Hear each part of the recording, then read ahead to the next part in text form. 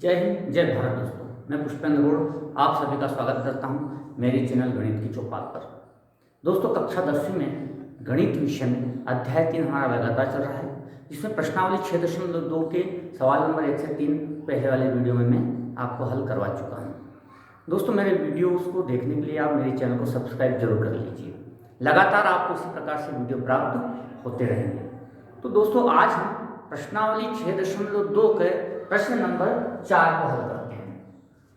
तो प्रश्न नंबर 4 कहता है कि चित्र में यदि DE समांतर AC है।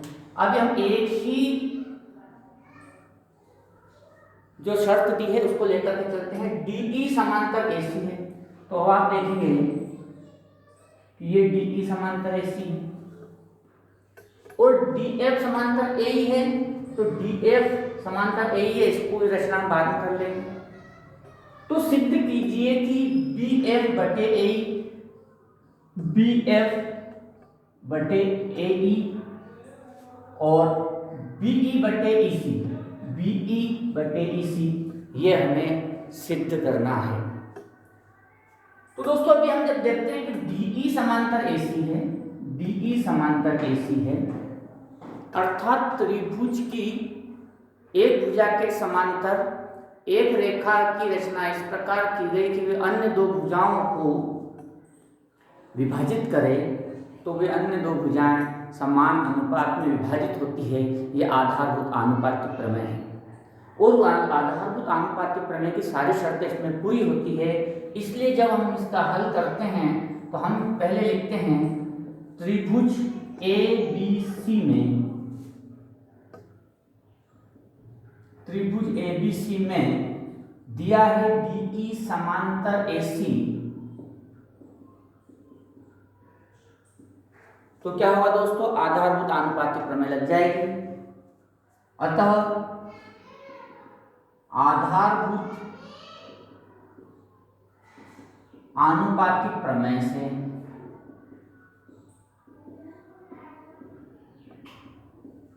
आधारभूत आनुपातिक प्रमेय यहां लग जाएगी दोस्तों। तो हमेशा कौन सा त्रिभुज का सिरा लेना चाहिए, तो आप देखें कौन भुजा समांतर ये है, तो उसके सामने वाला जो शीर्ष है उससे हमको शुरुआत करनी चाहिए। अक्सर यहाँ पर आप गलती करते हैं कि AD बटे DB लिख देते हैं और फिर यहाँ पर आप किसी और को लिख देते हैं, तो इससे सही अनुपात नहीं आता था। आप ये देखिए कि त्रिभुज में किसी एक भुजा के समांतर कौन सी रेखा खींची गई है, तो ये खींची गई, तो उसके ठीक सम्मुख वाला शीर्ष होना चाहिए। तो इसके ठीक, ये इसके सम्मुख शीर्ष नहीं है, ये इसके सम्मुख शीर्ष नहीं है, ये इसके सम्मुख शीर्ष है। तो हम B से शुरुआत करेंगे, तो BD अपान DA आप इधर भी ले सकते हैं, ऐसा कुछ नहीं। BD अपान DA समान अनुपात में विभाजित होने के कारण इधर BE क्योंकि यहाँ पर विभाजित होती है, BE अपान EC,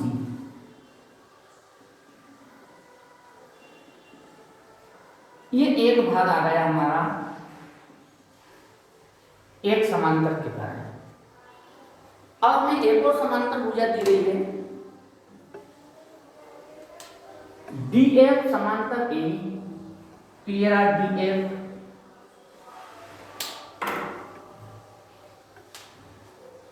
DF समांतर AE, DF समांतर AE। इस स्थिति में मैं थोड़ी देर के लिए इसको हटा देता हूं, तो आपको ये दो समांतर मिलेंगे, समय इतना ही त्रिभुज लेना है। तो अब बात करेंगे हम त्रिभुज ABE में, केवल त्रिभुज ABE में। अब त्रिभुज ABE में जो बात हुई, तो इस एक भुजा के समांतर दूसरी रेखा खींची गई DF, AE समांतर DF दिया है। तो दोस्तों, इस प्रकार से हमने इन शर्तों को देख लिया। यहाँ भी आधारभूत आनुपातिक प्रमेय लगती है, क्योंकि त्रिभुज की एक भुजा के समांतर कोई रेखा इस प्रकार से खींची जाए जो अन्य दो भुजाओं को दिए गए बिंदु पर विभाजित करती है, तो वो अन्य दो भुजाओं को समान अनुपात में विभाजित करती है। तो यहाँ पर भी आधारभूत आनुपातिक प्रमेय लगेगी, इसलिए हम यहाँ पर लिखते हैं आधारभूत आनुपातिक प्रमेय से।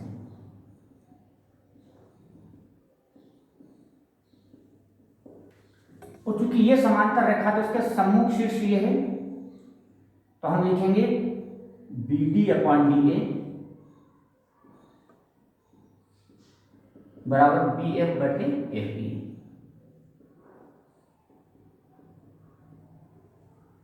ये हमें समीकरण 2 प्राप्त होगी।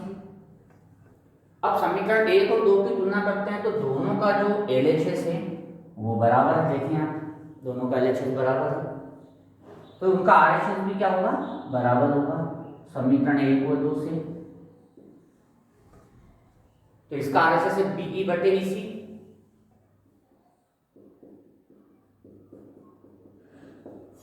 और एक BF बटे FE। और यही हमें सिद्ध करना था, BE बटे EC बराबर BF बटे FE। आधारभूत आनुपातिक प्रमेय का बिल्कुल सही तरीके से उपयोग कीजिए, लेकिन ये तभी लगेगी जब त्रिभुज की एक भुजा के समांतर कोई रेखा इस प्रकार से दी हो जो त्रिभुज के अन्य दो भुजाओं को दो बिंदुओं पर विभाजित करती हो, तब आधारभूत आनुपातिक प्रमेय का परिणाम सामने आता है। आइए कुछ और सवाल देखते हैं। प्रश्न नंबर 5 को हम देखते हैं। तो आप यहां पर देखेंगे चित्र में DE समांतर OQ। तो दोस्तों ये है DE और ये OQ, अर्थात अगर कुछ देर के लिए इसको हटा दिया जाए तो आपको त्रिभुज क्लियर दिखाई देगा POQ। त्रिभुज का चयन सही तरीके से कर लें आप। तो ये किसके समांतर कौन है, उन दो भुजाओं को शामिल करके कौन सा त्रिभुज पूरा होता है। तो जैसे उसने कहा कि DE समांतर OQ, तो इन दो भुजाओं को शामिल करता हुआ त्रिभुज POQ पूरा होता है। तो हम पहले इस भाग को देख लेते हैं। त्रिभुज POQ में हमें दिया है DE समांतर OQ, और फिर वही शर्त पूरी हो जाती है जो आधारभूत आनुपातिक प्रमेय के लिए जरूरी है कि किसी त्रिभुज की एक भुजा के समांतर कोई रेखा इस प्रकार से खींची गई हो। तो किसी त्रिभुज की एक भुजा के समांतर कोई रेखा इस प्रकार खींची गई हो कि अन्य दो भुजाओं को वो विभाजित करे, तो अन्य दो भुजाएं समान अनुपात में विभाजित हो जाएगी। तो अब यहाँ पर लिख देते हैं हम आधारभूत आनुपातिक प्रमेय से।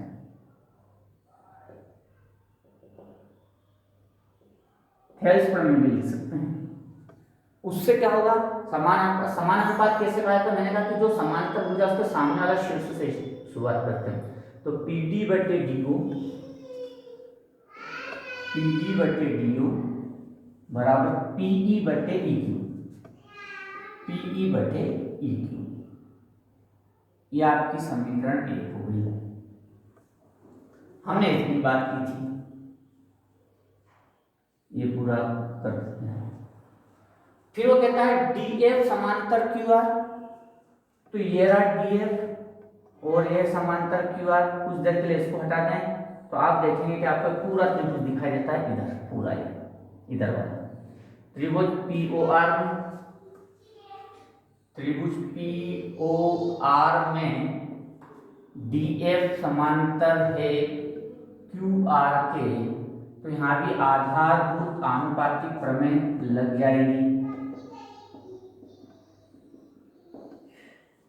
वो बनेगी PD बटे DO बराबर PF बटे FR। ये आपकी दूसरी कंडीशन बन गई। और समीकरण 1 और 2 को अगर आप देखते हैं,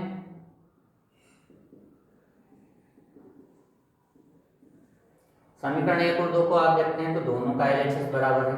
तो इससे आपको मिलेगा PE बटे EQ बराबर PF बटे FR। ये आपको तीसरी सिचुएशन मिल जाती है।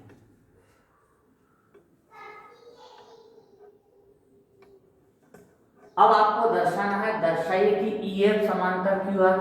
तो ये रहा EF, ये रहा EF समांतर QR। आपको इसके समांतर बताना है EF समांतर QR। अब समझना है, EF समांतर QR, हम EF और QR को छोड़ देते हैं, केवल EF और QR को छोड़ दीजिए, बाकी चीज को हटा दीजिए, तो आपको बहुत सारी चीजें क्लियर हो जाएंगी।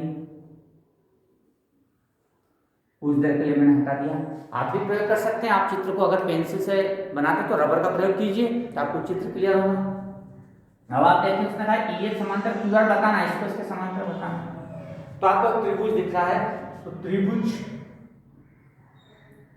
पी क्यू आर में अब ये बिंदु ई और बिंदु एफ है, तो बिंदु ई और बिंदु एफ पी क्यू और पी आर को समान अनुपात में विभाजित कर रहे हैं। और ये हमें कैसे पता चल रहा है कि समान अनुपात में विभाजित कर रहे हैं? तो समीकरण 3 से पता चल रहा है। तो समीकरण 3 में देखें आप, पीई बटे ई क्यू, पीई बटे ई क्यू, पी एफ बटे एफ आर, तो पी एफ बटे एफ आर। तो समीकरण 3 हमें यह बता रही है कि इस त्रिभुज में जो ई और एफ बिंदु है वो दो भुजाओं को समान अनुपात में विभाजित कर रहे हैं। तो त्रिभुज पी क्यू आर में समीकरण 3 से जब ये दोनों चीज अप्लाई हो रही है तो आधारभूत आनुपातिक प्रमेय का विलोम यहां पर लग रहा है कि किसी त्रिभुज में कोई रेखाखंड दो भुजाओं को समान अनुपात में विभाजित करता है। कोई रेखाखंड दो भुजाओं को समान अनुपात में विभाजित करता है तो वो तीसरी भुजा के समांतर होता है। तो यहाँ पर दो भुजाओं को समान अनुपात में विभाजित कर रहा है, यह हमारा समीकरण 3 से स्पष्ट हो रहा है। इस अतः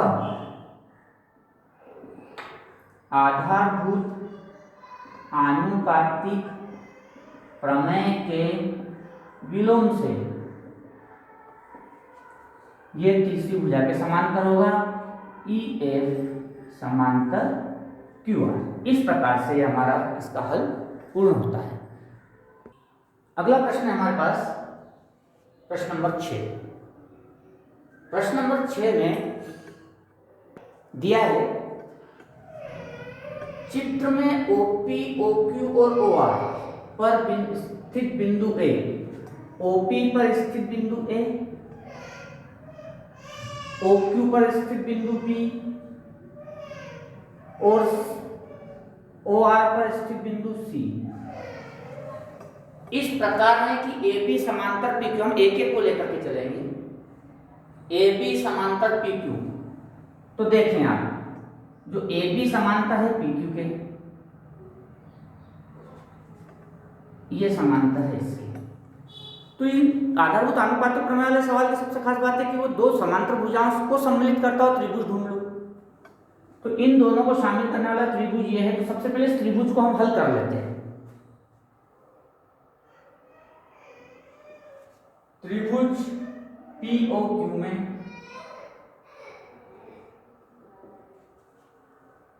AB समांतर PQ, और आप जानते हैं कि किसी त्रिभुज की एक भुजा के समांतर एक रेखा इस प्रकार खींची जाए कि अन्य दो भुजाओं को वो विभाजित करे तो अन्य दो भुजाएं समान अनुपात में विभाजित होती है। यह आधारभूत आनुपातिक प्रमेय है। तो यहाँ पर भी आधारभूत आनुपातिक प्रमेय से समांतर भुजा है तो इसके सामने का शीर्ष है। यहाँ से हम शुरुआत करते हैं। OA बटे AP,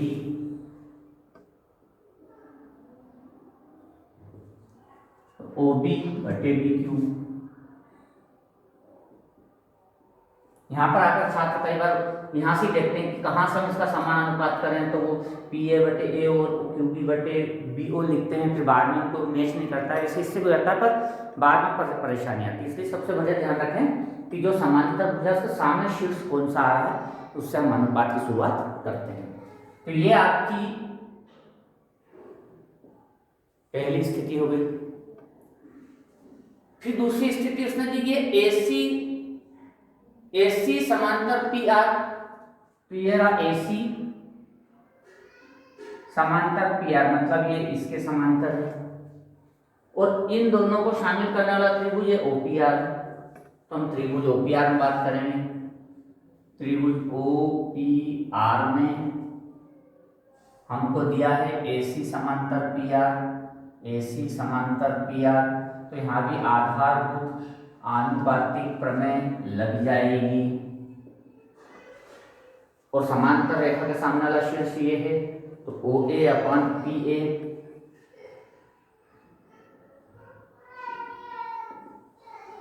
ओ ए अपन ए पी हो गया, अब इधर हो गया ओ सी बटे सी आर।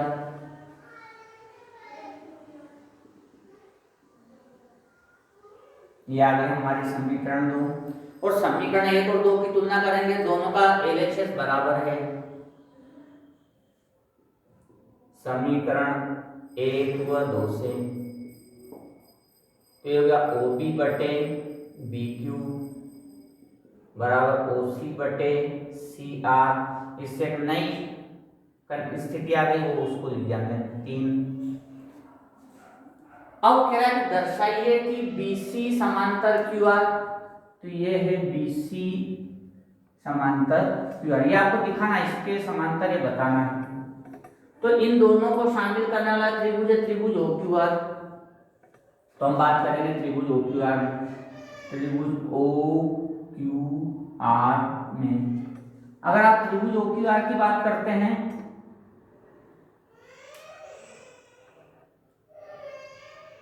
तो ये रहा त्रिभुज OQR,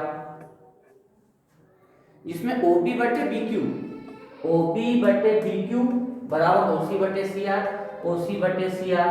तो समीकरण 3 से चाहे तो लिखते हैं आप OB बटे BQ बराबर है OC बटे CR। अर्थात ये जो रेखा है त्रिभुज की अन्य दो भुजाओं को समीकरण 3 से सिद्ध हो रहा है कि समान अनुपात में विभाजित कर रही है। तो समान अनुपात में तो पहले से विभाजित कर रही है, ये समीकरण 3 से आया। तो यहाँ पर आधारभूत आनुपातिक प्रमेय का विलोम लगेगा कि किसी त्रिभुज में एक रेखा इस प्रकार खींची गई कि अन्य दो भुजाओं को समान अनुपात में विभाजित करती है, तो वह तीसरी भुजा के समांतर होती है। तो यह दो भुजाओं को समान अनुपात में विभाजित करती है, अतः यह तीसरी भुजा के समांतर होगी, मतलब BC समांतर होगी QR के आधारभूत आनुपातिक प्रमेय के विलोम से।